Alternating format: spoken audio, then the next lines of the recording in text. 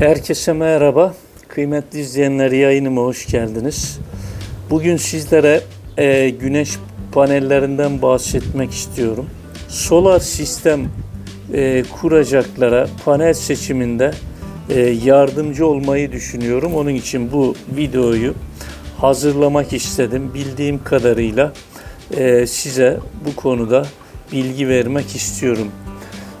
Güneş paneli, güneşten aldığı ışığı elektrik enerjisine çeviren bir malzemedir.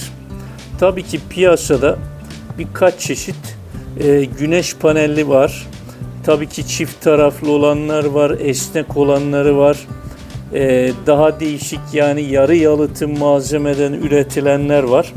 Ama benim bugün tabii ki üzerinde duracağım iki çeşit panel çeşidi olacak. Bunlardan bir tanesi monokristal, bir tanesi de polikristal. Tabii ki bunlar silikonlu malzemeden elde edilen güneş panelleridir. Yani buradaki fark monokristal ile polikristal arasındaki en büyük fark aslında hücre yapısıyla alakalı.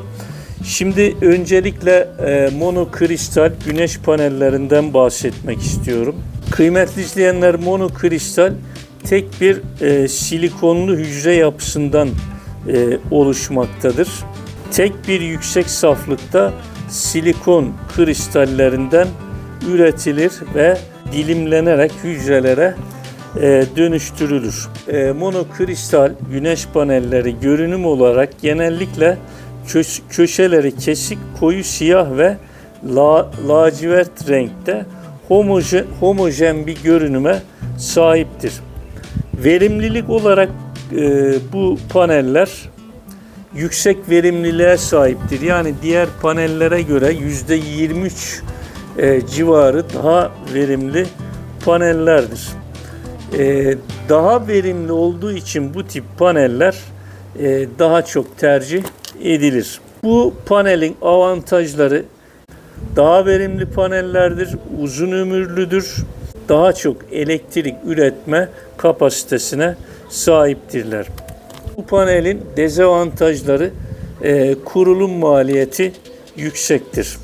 Tabii ki monokristal güneş panelleri half cut ve perch diye de kendi arasında ikiye ayrılır. Half cut paneller, hücrelerin ortadan ikiye kesilmesiyle oluşturulan bu paneller daha düşük direnç, daha iyi gölge performansı sunarak verimliliği daha da artırır. Günümüzde oldukça popüler. Monokristal güneş panelleri her biri bağımsız hücreden oluştuğu için, yani bölümlerden oluştuğu için, mesela bir noktaya gölge düştüğü zaman bakınız sadece bu bölge etkileniyor. Mesela şu anda benim gölgem bu panelimizin bu kısmına geliyor. Eğer ki monokristal güneş panellerine sahipseniz ve half cut teknolojisi varsa panellerinizde sadece bu bölge etkileniyor. Yani güneş ışığından bu bölge yararlanamıyor. Ama polikristal güneş panellerinde ise kıymetli izleyenler, gölgelenme olduğu zaman, diyelim ki panelinizin bu kısmı gölgelendi. Yani seri bağlanmış panellerde bu bölge, yani bütün panellerinizin gölge alan, yani bu sadece bu bölge aslında gölge alıyor. Şunlar tamamen güneşlense bile buradaki gölgelenme bütün panellerinizi etkiliyor.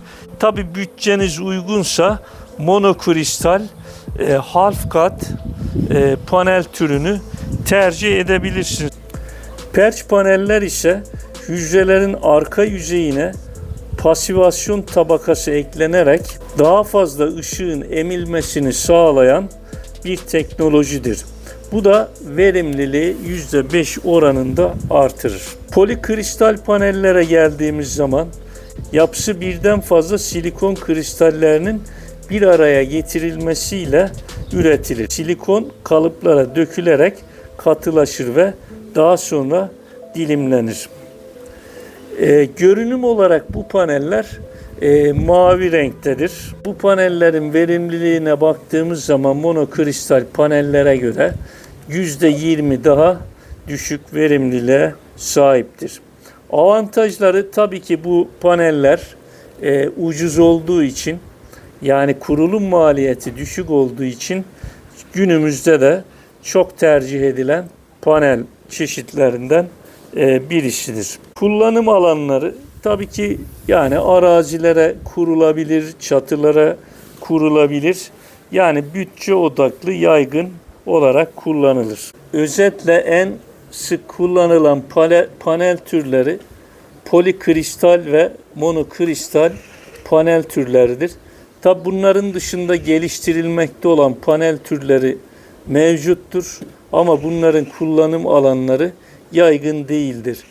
Half cut ve perch paneller ise monokristal panelin bir alt türüdür ve verimliliği, enerji verimliliği yüksek panel türleridir. Bugünkü paylaşımımız da bu kadar. Bir sonraki paylaşımda görüşmek üzere. Hoşça kalın.